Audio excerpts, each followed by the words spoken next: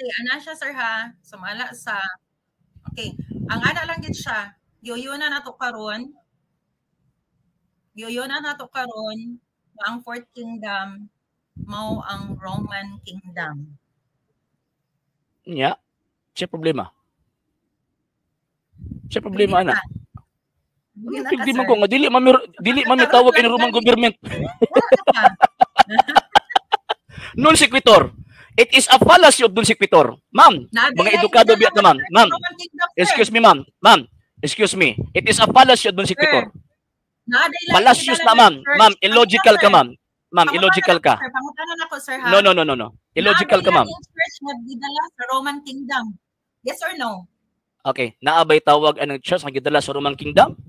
Wala eh. Wala may gidala nga church sa Roman Kingdom. Wala. Wala. Nabitbit lang ang church. Paminosa. Nabitbit lang ang church sa Roman Empire sa 380. Before 380, wala gibitbit nga church ang Roman Kingdom. It is a fallacy of suppressing the facts, ma'am. Duha na imong na-violate. Non sequitur of to suppressing the facts. Ma'am, excuse me. Nganong kildi ka, sir? Karon lang daan. Nagdamgo ka, ma'am? Ano, ma'am? Nagdamgo ka? Di ba? Nagdamgo ka? Kanang giingon nga Roman Empire kasi nangulo ang papa o emperador? Tabaga ko, ma'am. Kaysa nangulo ng Roman Kingdom? Papa o emperador? Papa o emperador? Kaysa nangulo? Emperor. Dili santo papa. Okay, ana siya sir ha. Panginaw sa kadali lang sir. Disgrasya. Na disgrasya. Sa karon. Pwede ka ba makatudlo ma'am o ka tipa ma'am. Panginaw sa kadali Kadali lang ma'am. The Roman Empire. Take note, upat lang ka kingdom ang nasa Bible. Ang pangutana karon. Tunod na. Okay, wala na. Kay katapusan man siya nga tawag ining empire ang Roman Kingdom, ma'am. Katapusan man ang Roman Empire, ma'am. Kay diha man mahitabo nga naang manluluwas, ma'am. Pildi ka, ma'am.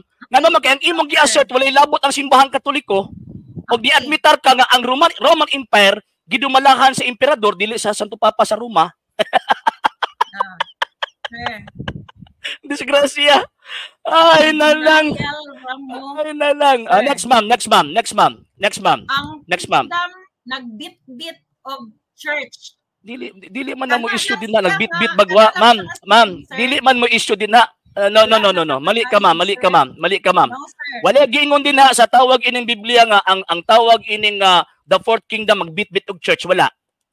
Ang giingon na ang Fourth Kingdom maogi tawag ining mubarog. Dili ang tawag ining iglesia. Nagkamali ka, ma'am. Nagkamali ka. Nagdalag church. Ang sama to nga church, ma'am? Romano Katoliko? Isa ma'am. Nagdala og Wrong. Mali. Wrong. Suppressing the facts. It is a fallacy of suppressing the facts. Ngano man? Tempa ma'am. It is a fallacy of suppressing the facts, ma'am. Excuse me, ma'am. Ma'am, excuse me. Wrong ka, ma'am. Mali ka, ma'am. Illogical ka, ma'am. Therefore, sir, wala ka nagbasa o Biblia sama sa imuhang mga Catholic faith defender. Wrong. Mali ka, ma'am. Ma'am, excuse me, ma'am. Ma'am, excuse me. Paminosa, ma'am. Ikaw may kasayuran sa Biblia, ma'am. Nga naman, kay ang word nga church gigamit after na sa gitawag og group of Mattheans nga diin unang ginalitok na Ginoo nga Jesu-Cristo, St. Matthew chapter 16 verse 18. Before paminosa. Before St. Matthew chapter 16 verse 18, wala pa giilang word nga church og even a society nga gitawag og church. Wala pa. So ngano naabot ng hari Nabucodonosor nga kanang panahon na wa pa manahit na tao ang Kristo? Yes sir, ako lang Ay, binuang. Binuang na, ma'am. Nagdala og kingdom. Unsang sita sa Biblia kapitulo ug bersikulo nga kanang Fourth Kingdom nagdala og church? Nasa Revelation 17:6. Nagdala og church? Ang tawag ining Fourth Kingdom? Unsang sita be? Basahon na to. Basaha. Unsa man? Nagdala og church ha? Revelation 17:6 ug 7. Tanawa sir ha. Kung nakita ko ang mga nahubog ang babaye sa dugo sa katawan sa Dios ug sa dugo ni atong gipamatay tungod sa ilang pagsun kang Hesus. Unang utan ang anghel kanako nganong nahibulong ka man tug-anan ko ikaw nga tinagong kahulugan sa babay ug sa kabayan nga mananap sa may 7 ka ulo. May iglesia diri ma'am. 7 sir sa 7. Yes. Chapter 17 verse 7. 7. 17 verse 7. Yes. 7. Unang utan ang anghel kanako nganong nahibulong ka man tug-anan ko ikaw nga tinagong kahulugan sa babay ug iyang kabayan nga mananap nga may 7 ka ulo ug napulo ka sungay. May iglesia diri. Kaning 7 ka ulo ug tawag ining may 7 ka ulo ug napulo ka sungay refer man ni sa nasod nga Roma. Dili man ni refer sa iglesia. Ay sa ma'am, kining tawag ining 7 ka ulo dili refer man sa 7 hills. Unya kaning napulo din ni ka tawag ining sungay refer man sa napulo ka hari. Sir, wala. Ay, binuang man ang imo ma'am. Ay di ba ayo mig ilaraw ba? Ayo mig ilaraw ba? Unsa ang babayi? Ako nang gibasa oy. Ako nang gibasa. Ako nang gibasa. Report to nation. Nasod di ma'am, nasod. No. Okay. Mali ma'am. Sir, mao na ang iglesia. Ay dili ma'am. Wrong. Mali ka. Kini nga phrase dili na iglesia ma'am. Dili ta nang babae iglesia. Dili ang nasod matawag sa babae.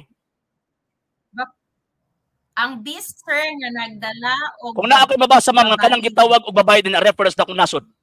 Admitahon mo na makaka? Ang babae sir mao na kay lahi man ang beast. Ang babae dili ma'am. Ayaw ma'am. Ayaw tawag ang nila kay likay. Kung naa koy mabasa ma'am nga kaning tawag ining babae din ng gisgutan sa chapter 17, refer na sa syudad. Sir, kadaghan kayo og mga Tipa ma'am. Ayaw sa kong tawag anang ma'am. Ayaw sa kong ilikoy-likoy ba? Kung naa ko'y mabasa ma'am kanang sa chapter 17 na kanang babae na refer na sa syudad. Daghan og babae. Or tawag ini nasod. Kanang chapter 17 ba? Ma'am. Ma'am, kanang chapter 17 ba? Ma'am, ayog likay. Ma'am, ayog likay. Ma'am, ayog likay ma'am. Kini sa chapter 17 ba? Kung naa ko'y mabasa dili chapter 17 nga refer na sa syudad. Admitahon nimo na makaka? Katong great city nga imong giingon. Kasi gilsa itong giingon. Ang great city diba? Basahin na lang ba? Tawag mag-interpret supak man ka.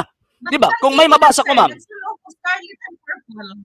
Dili ba? Yes, ma'am. Kining giingon din ba? O yun ka nga syudad ni dili na iglesia. Literal, simbolikan, klaro yes. Lagi, ma'am. Ayaw kung tawag ka ng ganina na imong kanang verse 7, chapter 17, refer na sa iglesia. Ang verse 1 ana refer na sa syudad. Dili sa iglesia. Admitahon niyo muna makakaroon? Okay, sige na, sir. Let us accept, ha? Okay. Granting without accepting, ha? Granting without accepting. Unsa man ang bis? Unya na lang bis. Dili sa tawag ani babae. Ay, wala ko lang nimo. Ayaw ko wala, ma'am. Diri sa ko sa tawag ining kuan ma'am ba? Timpa ma'am. Sa chapter 17 sa ta.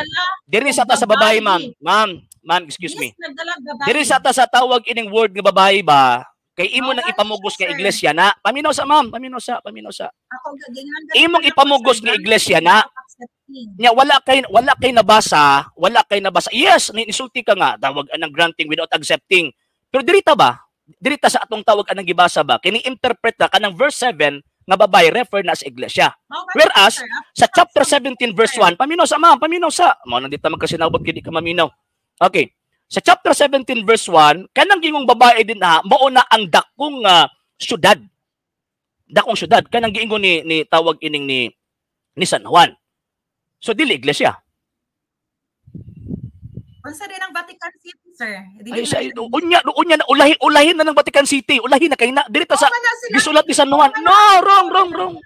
Wrong, ma'am.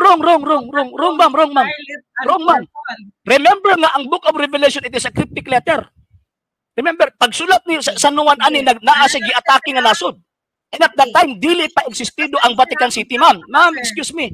Ayaw kong tawag anang ilara ba? Ayaw kong ilara ba?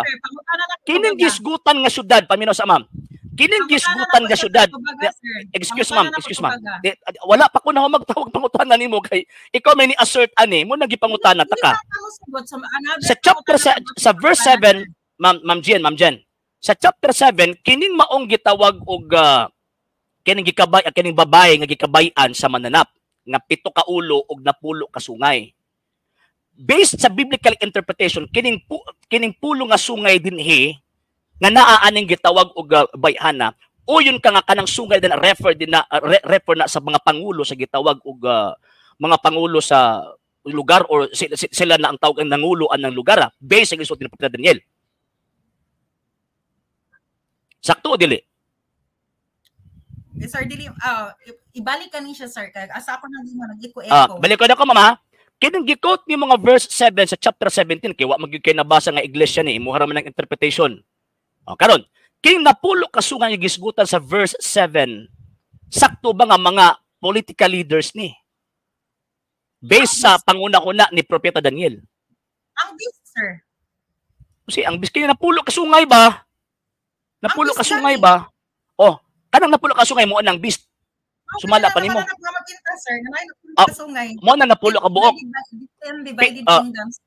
10 divided kingdoms? Dili man naway pangunahon ng Propeta Daniel. Kanang sungay din na refer na sa tawag ini mga nangulo sa usa ka lugar. Sa usa ka nasod na kanang gingang fourth kingdom.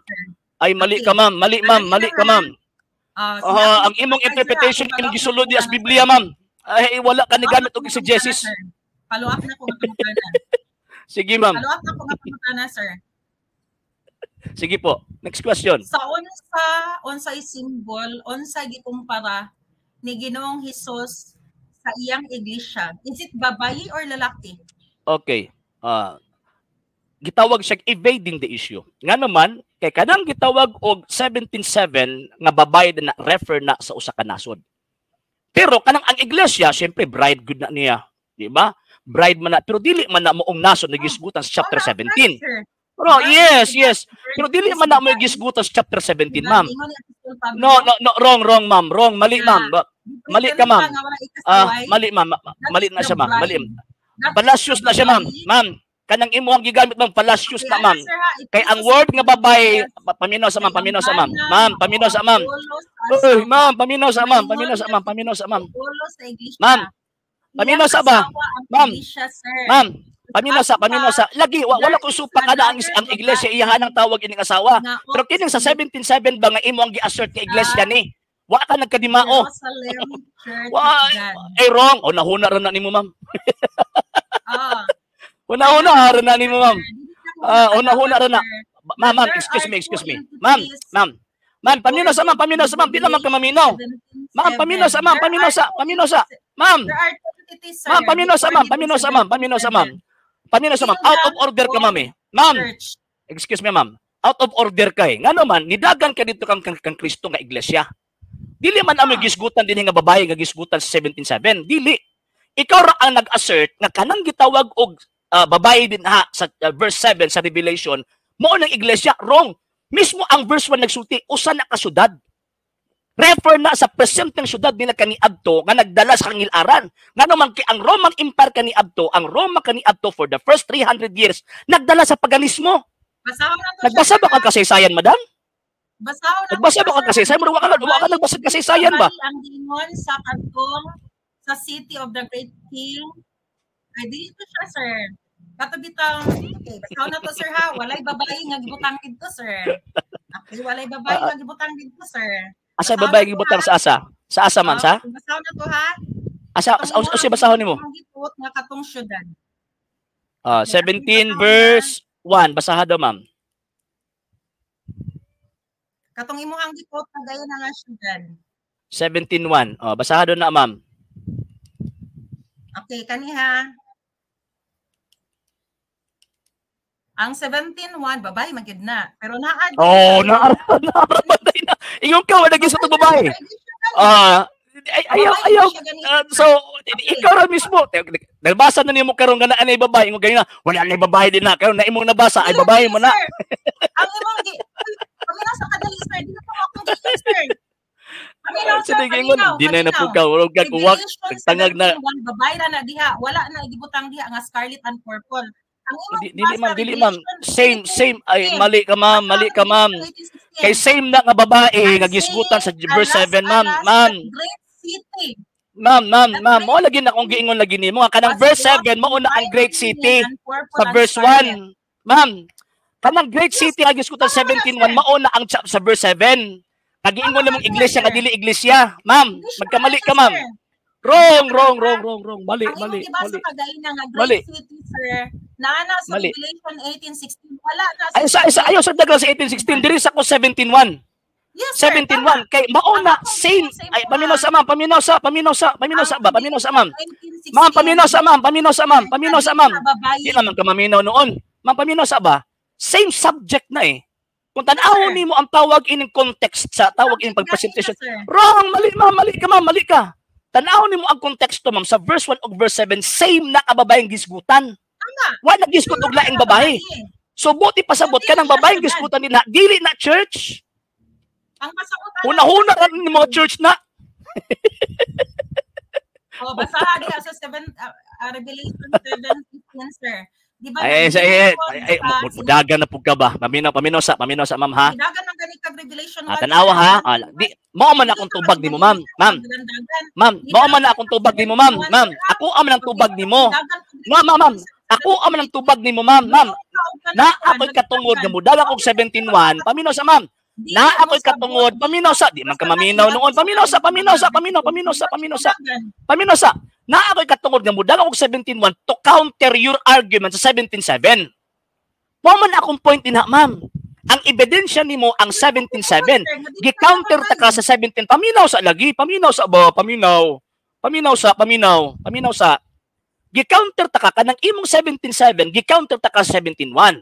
Nga same babaeng gisgutan sa 17:1 dito sa 17:7. Kanang babaeng gisgutan din ha nga gikabayan nga naay napulo ka sungay og 7 ka ulo, maunang babaeng gisgutan nga dakong syudad sa 17:1.